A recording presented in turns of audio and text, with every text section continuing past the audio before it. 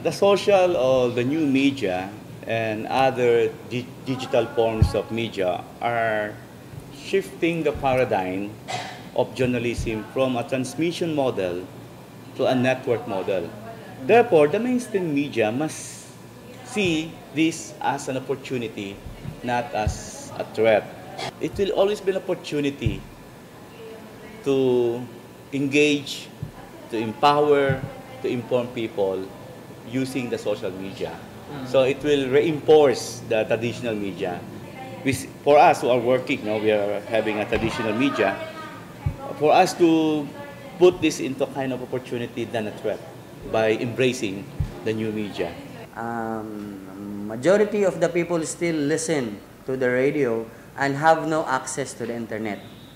Radio will remain as still the leading medium in the Philippines or in Cotabato and in Mindanao. We have to consider that the ratio of people using the internet as against those who do not. In fact, we are going online via the Ustream, no? Of course, the internet. And we have so many listeners from Cotabato City, Region 12, who are now working abroad, providing us information that they love, listening news from Cotabato because they feel that as if they are still in Cotabato City with the news and information that NDBC is providing via the internet. So it was a big challenge for us. And as you know, we're only a weekly newspaper. So how do you keep the readers, the interest of the readers when you only have stories weekly? So what we did was we asked NDBC, a sister company with DXOL and DXMS, to feed us the news that they have every morning because they have their Action Balita. This is fed into our website. So that was the solution to this challenge of having a weekly community paper. So every day, we're able to come up with something new, but then it doesn't come from us. We got it from our sister company.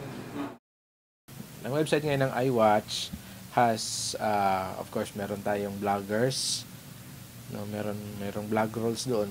Actually, mga ano din ito, mga citizen citizen journalists.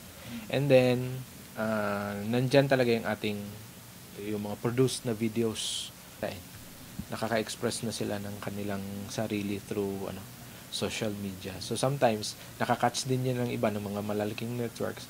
Nagiging point siya ng discussion, nagiging point siya ng forums na napaparating din sa kung sino. So once na nandiyan na tayo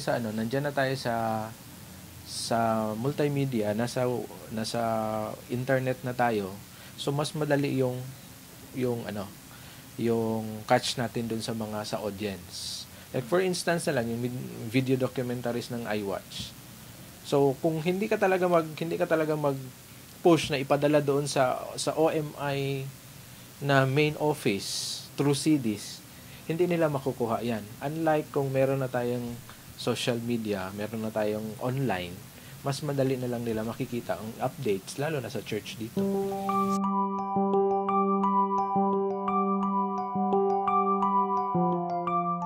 That most of those who read our community paper are the adults.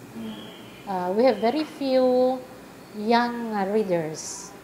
So we have to cater to the bigger portion of our readership. No?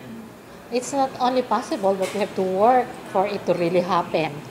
Otherwise, we will just all fade away.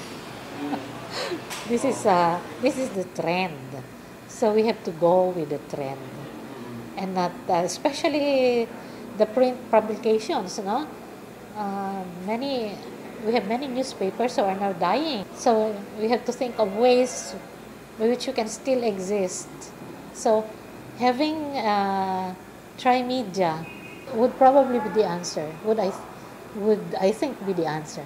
It is from Yeah, our every day, area. yeah. But it will remain a weekly paper, but it will be present in. We will reinforce our presence in the internet. You are asking me where are going in the future. We will go where the technology is. So the Mindanao Cross will be in the future as long as we embrace all these advances in information technology that we are experiencing now, especially the use of the social media. Most of the staff working in the studio have their respective Facebook accounts and maybe other sites. Well, they make use of it as a feedback mechanism, you know. When one DJ for DXOL-FM goes on air, he or she interacts with the listeners through her Facebook account and through the station's Facebook account.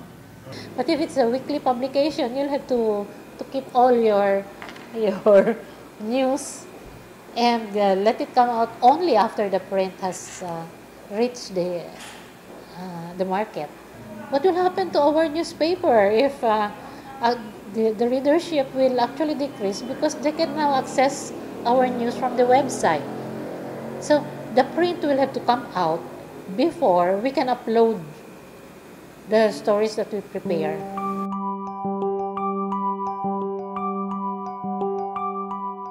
During the time of Father Mon, nag-start na ang physical integration. Ang hinintay na lang siguro is kapag nag-usap-usap yung tatlong heads, yung directors ng bawat ministry, like for instance ang NDBC si Father Relin, ang Mindanao Cross si Father Jonathan, at saka ang iWatch si Father Ponpon. So kapag nag-usap-usap na sila siguro, put into table na put into writing na yung mga ganong baka dyan na rin mag-start, no, pati yung siguro sa administration. Yeah, actually we are gearing toward that direction. There were some hitches, but it started with the convergence of physical convergence. No, we are now in the same building for easy coordination and collaboration, and hopefully we can come up with one website where you can see all about the Oblate Media Ministry, basically based in Cotabato City. Regarding convergence, it is a must.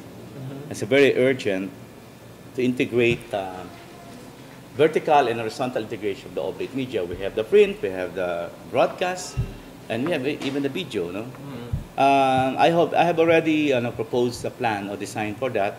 But again, the challenge is among individual oblates, to embrace the integration, because it will entail a convergence of ideas, convergence of functions like the functional area of marketing, human resources management, and the operation will be integrated, and that is more on vertical. But the horizontal integration will be we will provide content of the print and the broadcast together, because we are addressing the same market. We are addressing the same readership, readers, listeners, and viewers. Now, if you integrate all this media entity of the Oblate, and then it will be more powerful, it will be more influential, and then later we will integrate the functional areas like marketing, HR, operations. We will provide better content using the website in a bigger scale when integration is in the process. That is one to integrate to get the viewers, to get the readers, and to get the listeners. You must put it together online. The political will of other oblates I have already given them the sign that if you are not ready, then what can I do?